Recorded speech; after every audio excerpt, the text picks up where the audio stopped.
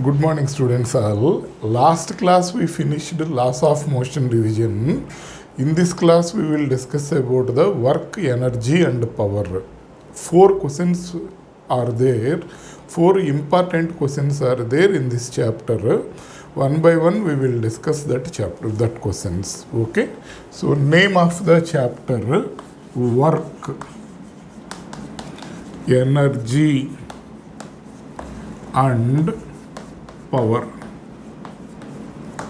What are the questions are there in this chapter means, first one, state and prove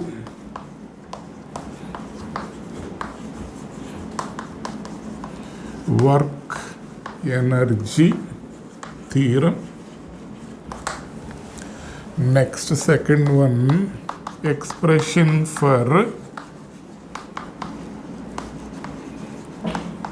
PE of a spring.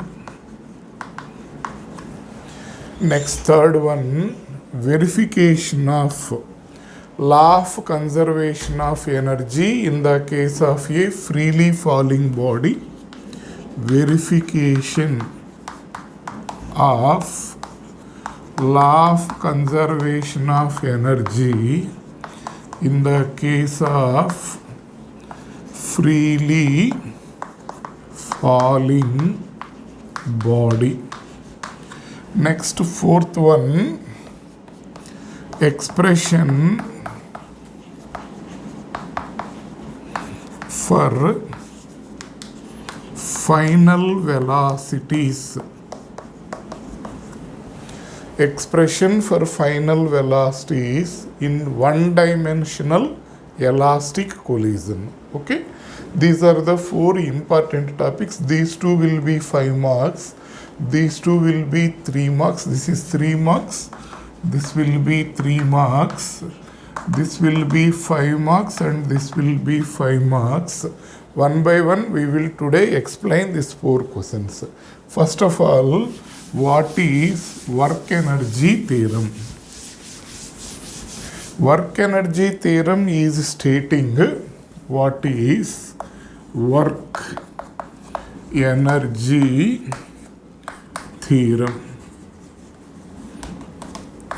So what is the mathematical statement of this one is the net work done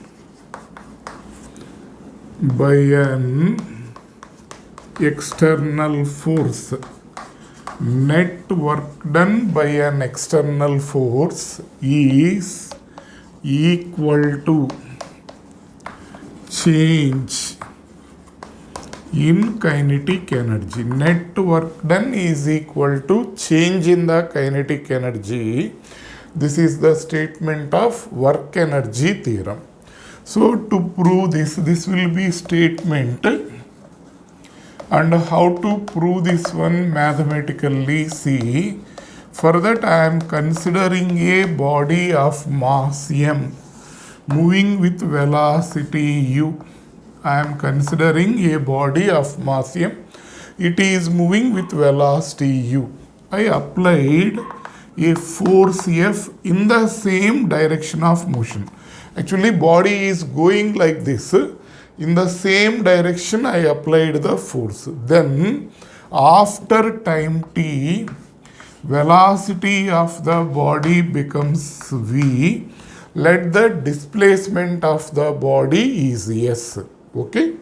M mass, body mass is m, moving with initial velocity u. I applied a force F. Then after time t, its velocity becomes v. And its displacement, let it be s. Okay.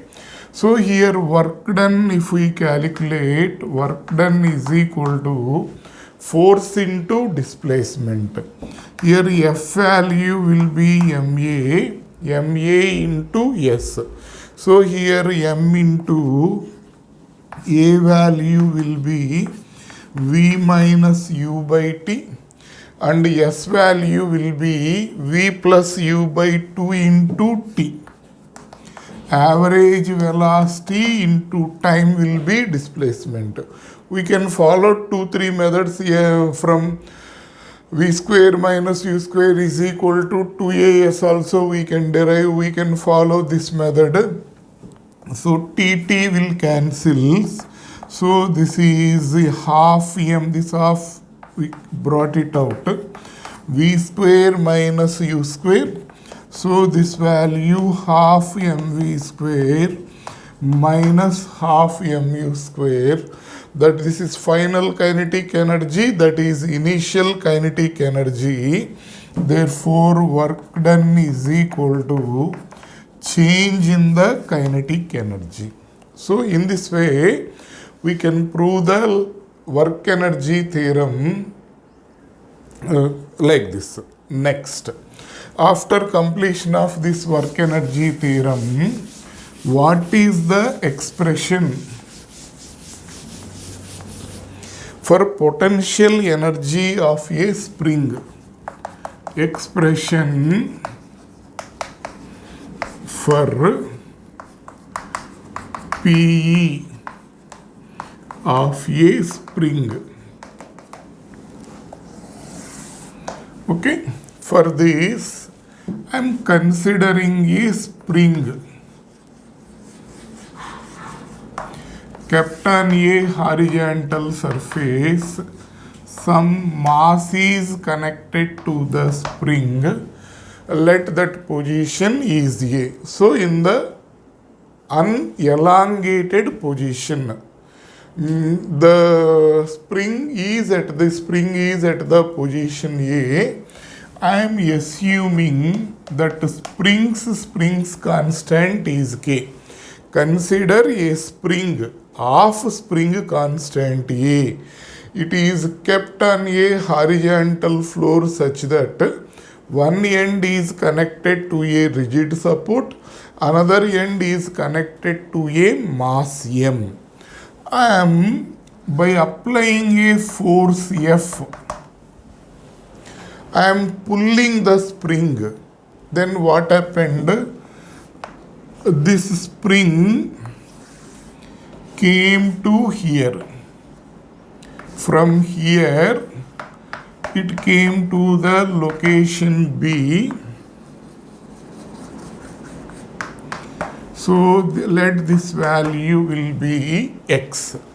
So by applying a force F, I created an elongation X in that spring, so that mass move from the point A to point B. Then first, for this type of questions, what we have to do is to create a small displacement. What is the work done? We will calculate. So work done to elongate by an amount dx dw is equal to F into dx.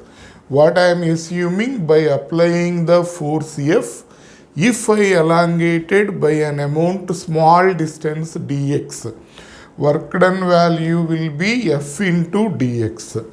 But by definition F value is kx, so this value will be kx dx. Now work done to elongate by an amount x, work done to elongate by an amount x, w is equal to, it will be integral dw. This is integral kx dx. K into x dx differentiation integration will be x square by 2 sub w is equal to, so kx square by 2. This work done is called as the potential energy of the spring. So potential energy of the spring U is equal to 1 by 2 kx square. So in this way we can derive the expression for potential energy of a spring. Next, third one, what is law of conservation of mechanical energy and prove it in the case of a freely falling body. Okay, how to prove this one? See, law of conservation of mechanical energy or simply energy. So what is the statement of this one? Energy is neither created nor destroyed. We cannot create energy, we cannot destroy energy. What we can do is, we can transfer energy from one form to the another form. Energy neither be created nor be destroyed, but energy in one form can be converted into another form. The total energy of an isolated system remains constant. This is the statement of law of conservation of mechanical energy. We will prove it in the case of a freely falling body. Okay, how to prove this one in the case of a freely falling body? For freely falling body, for this what I am assuming is, this is ground, let it be. A body of mass m is at the position A. Let that point A is at a height h from the ground. A body is there here. Then what is the potential energy of the body means? PE value will be mgh. What will be the kinetic energy of the body means 0, because body is at rest.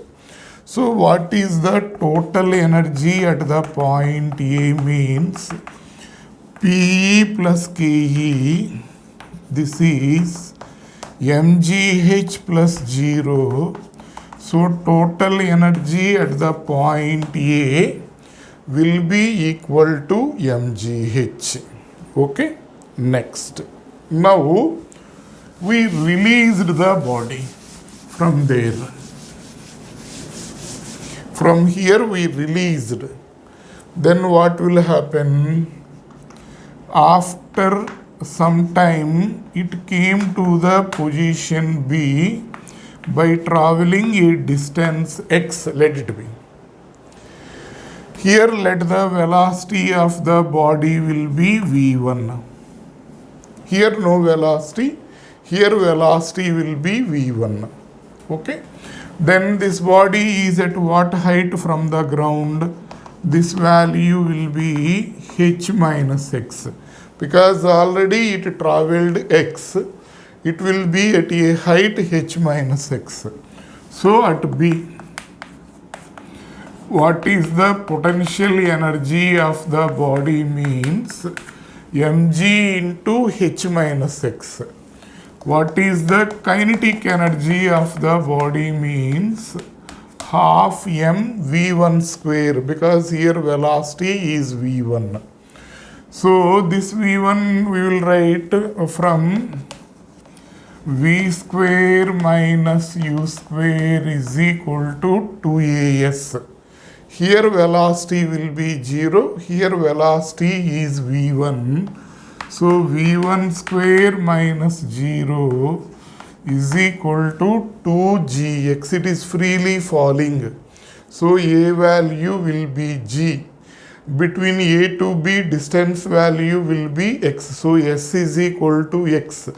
A value will be g. So v1 square is equal to 2gx. Substitute that v1 square here.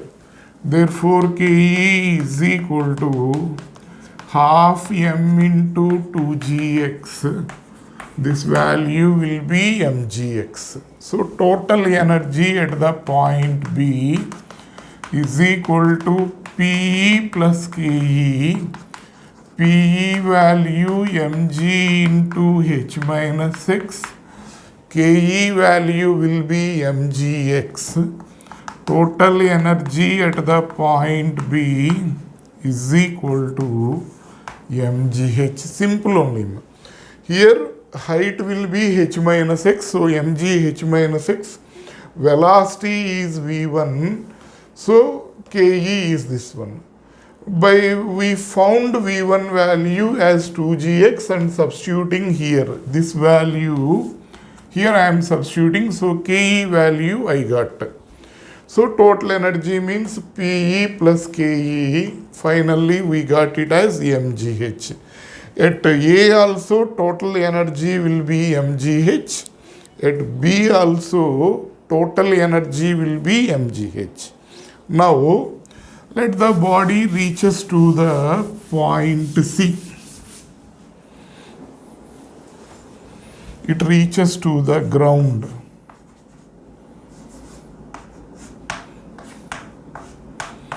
At the time of reaching the ground, let its velocity is v2. After touching, its velocity will become 0. But at that time of touching, velocity let it be v2. Next at C, what is the potential energy means 0 because it reaches to the ground. What will be the kinetic energy means half mv2 square. Again use v square minus u square is equal to 2as. V value will be v2, u value will be 0. Here to here we will consider. This is 2g, a value will be g, s value will be h. v2 square is equal to 2gh. This v2 square value you substitute here, half m into 2gh. This value will be mgh. Then total energy at the point C is equal to Pe plus Ke. This value 0, this value mgh. Total energy at the point C is equal to mgh. Here total energy at the point B is also mgh. Total energy at the point A also mgh. From this what we can say, the total energy of a freely falling body at any position will remains as the constant. So that is the verification, means the total energy of an isolated system will always remains constant. That is the verification of law of conservation of energy in the case of a freely falling body. Like this we can prove, mathematically we can prove law of conservation of energy. Last question is there. Expression for final velocities.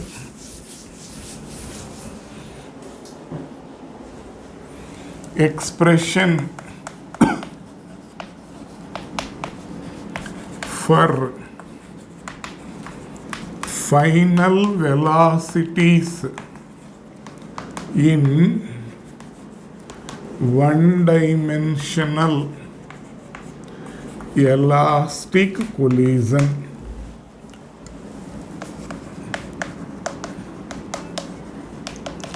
Okay. So I am considering two bodies of masses m1 and m2 moving with velocities u1 and u2. Two bodies are there, their masses are m1 and m2, they are moving with velocities u1 and u2. They collided. After collision, let the velocities of the bodies are v1 and v2. Okay. Now we will apply law of conservation of here. I am assuming this collision is elastic collision. In the elastic collision, both momentum and kinetic energy will be conserved. So from law of conservation of linear momentum, total momentum before collision is equal to total momentum after collision. Momentum of first body will be m1 u1. Momentum of second body will be m2 u2. Total momentum will be m1 u1 plus m2 u2 is equal to m1 v1 plus m2 v2. Bring this one to this side, this one to that side. m1 into u1 minus v1 is equal to m2 into v2 minus u2. Let it be equation 1. Next, in the elastic collision, they mentioned it is kinetic energy will also be conserved. So total kinetic energy before collision is equal to total kinetic energy after collision. So half m1 u1 square, half m2 u2 square, half m1 v1 square plus half m2 v2 square. Halves will cancel. You bring that m1 to this side, m2 to that side, m2 into v2 square minus u2 square. Divide this two. Then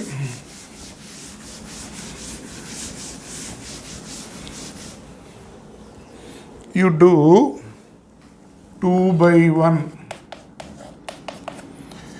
m1 into u1 square minus v1 square, m1 into u1 minus v1, m2 into v2 square minus u2 square by m2 into v2 minus u2. m1 will cancel. So again, use a square minus b square means a plus b into a minus b. This is u1 plus v1 will remain.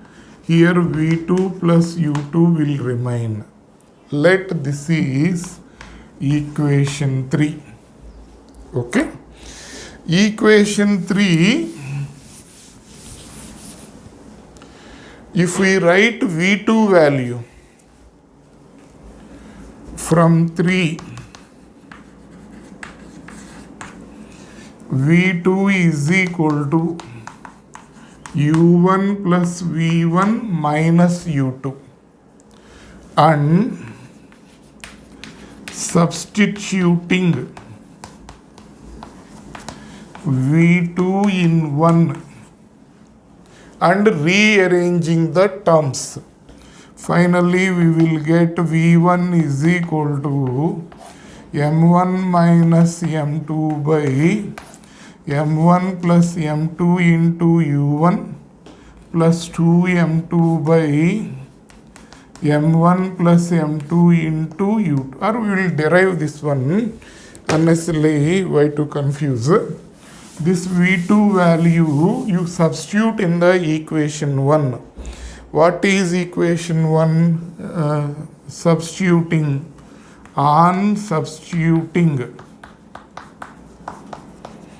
V2 in 1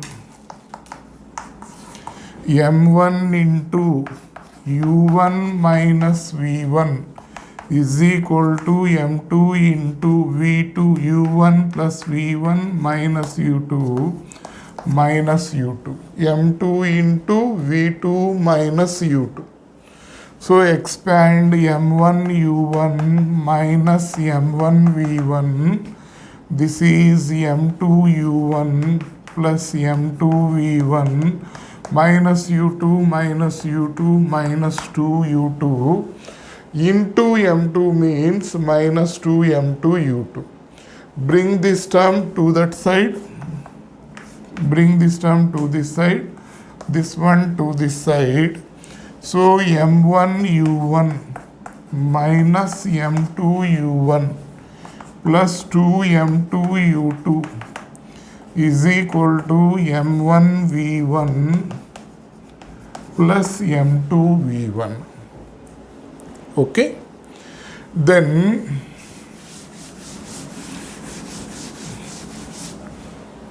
in this you take U1 common. M1 minus M2 into U1 plus 2 M2 U2 is equal to M1 plus M2 into V1. Bring this one to this side.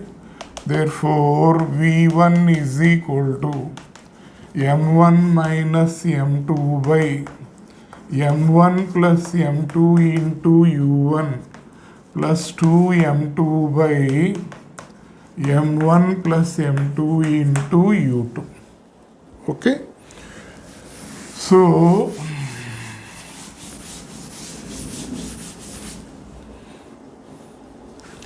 this is the final velocity after collision of the first body. Similarly, U1 plus V1 is equal to V2 plus U2 we got. What is that? U1 plus V1 is equal to V2 plus U2 we got. In the first we wrote substitute V2 value. And if you write V1 value, so from 3, V1 is equal to V2 plus U2 minus U1. On substituting V1 in 1 and rearranging the terms, finally V2 is equal to 2M1 by M1 plus M2 into U1 plus M2 minus M1 by M1 plus M2 into U2. Okay. This is the final expression for final velocities in one-dimensional elastic collision. Okay. With this we will stop now. Prepare these 4 questions. That is more than enough in this chapter.